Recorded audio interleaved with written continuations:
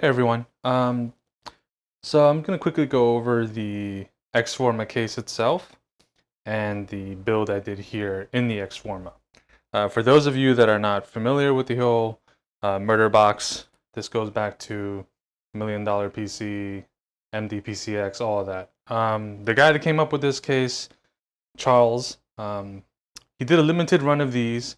It was like a passion project. It kind of didn't sell that well initially. Reason being is the way this case comes structured is you have to buy a lot of the add-ons to make the case work.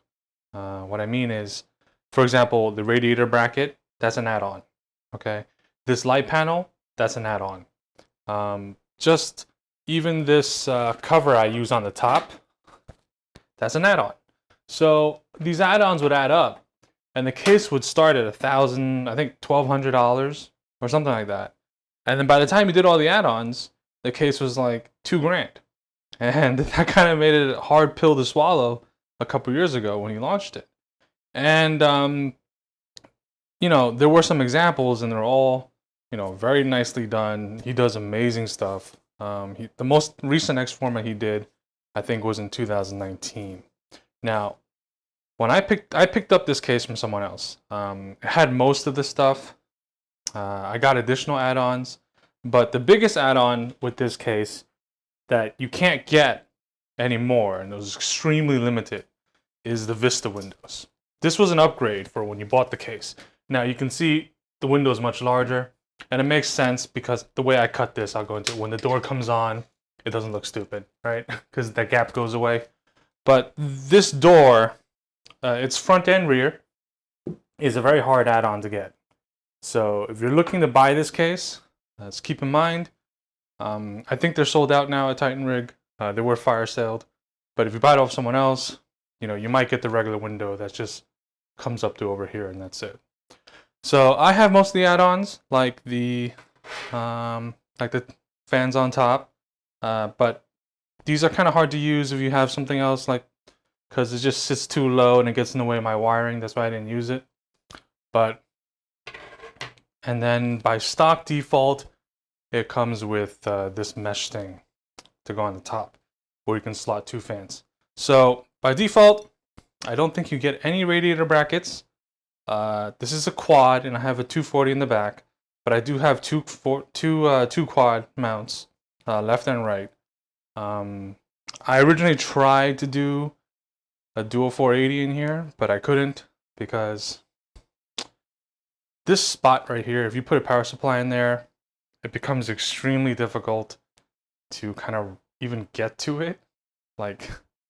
And just in general, the case is designed in a way to function in a certain particular way. And the way it's designed is for, if you guys can see the gaps over here, that gap line, that's meant to mount a reservoir. So you have a reservoir bracket, and you can mount the reservoir, and then you would do the run from the reservoir to this area here, which used to house this. So I gutted this out from this whole entire thing. And this thing over here would hold drives. It'd hold drives. And it also held things like a bay reservoir or like a pump housing.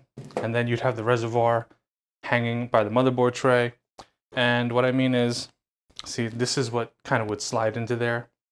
And this one, for example, holds a D5 or DDC. And then, you do your run out. And it's a very standard type of format that you kind of have to follow. So if you go to the XFORMA galleries, you'll notice most of them follow that format, with the exception of one build that he has a custom kind of bay res at the bottom. Okay, but every other single one follows a format of reservoir, runs into here, and then comes back out. And that's pretty much the way you kind of have to use this case. So what I did was I gutted all of it, and then to mount my reservoir and all that in there, I 3D printed a whole structure that fits into here. And then I made a pass-through panel, which is 2 layers. You can't tell, but it's actually 2 layers. You have the mirror layer on top, and then another layer behind it. And these are supported by another structure that holds it in place. And to not have the kind of rim effect, I 3D printed a bracket that goes over the entire edge, so it kind of just blends in. Otherwise, you know, you would see it sticking out. So there's a lot of 3D printing just in here just to get it going. And then pretty much these run in parallel.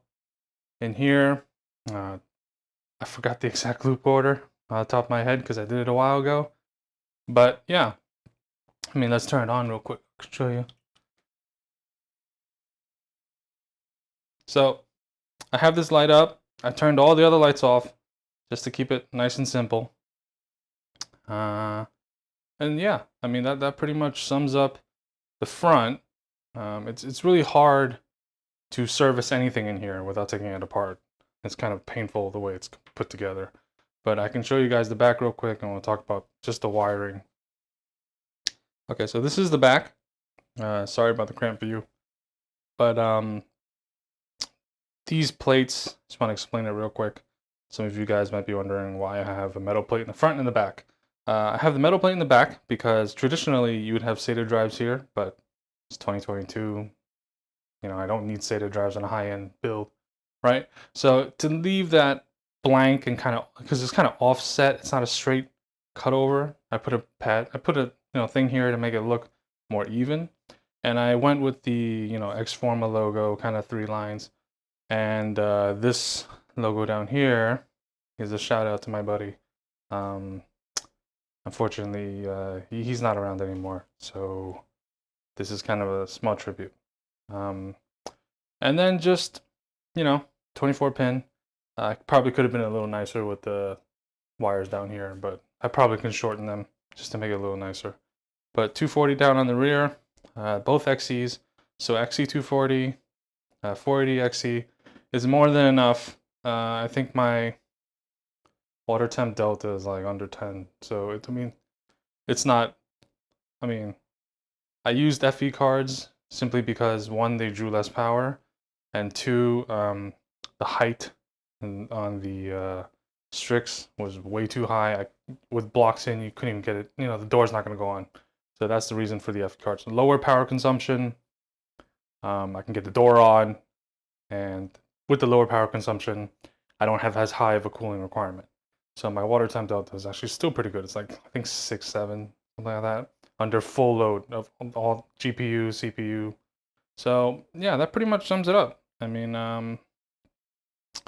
it's not much to say. I would say if you're trying to buy this case, try to get with as many add-ons as possible. Otherwise, you're going to have a very hard time trying to put it together. You're going to have to either do some custom work or pay someone to do some custom work. But yeah, so it's a great case overall, extremely high build quality. Actually, what I was talking about, you see this panel right here has 2 screws over here, and if I remove these 2, I can see my reservoir, the very top, and that's how I fill it. If I wanted to take anything out, I have a drain in the front, but if I wanted to take anything out, I would have to take the whole case apart just to get to my reservoir and pump. So it's that's the thing about water cooling. The nicest stuff that stays clean is usually the hardest to hide. And when you hide things well, you can't get to it.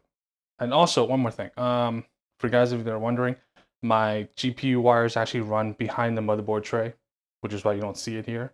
And this run over here is actually my CPU. And I have another one running through the front. It's actually extremely hard to fit wires in there. This case was kind of designed for like motherboards of 2016, 2015, and GPUs then, not so much GPUs and motherboards now. Like if I didn't have FE cards or reference cards, I couldn't even block a GPU in this case. So keep that in mind if you're looking interested. So with that said, thanks for watching, and next build will be the Fractal Design Compact. After that will be the Lian, one of the Lian, and we'll see where we go from there. But thanks for watching. Stay safe. Take care.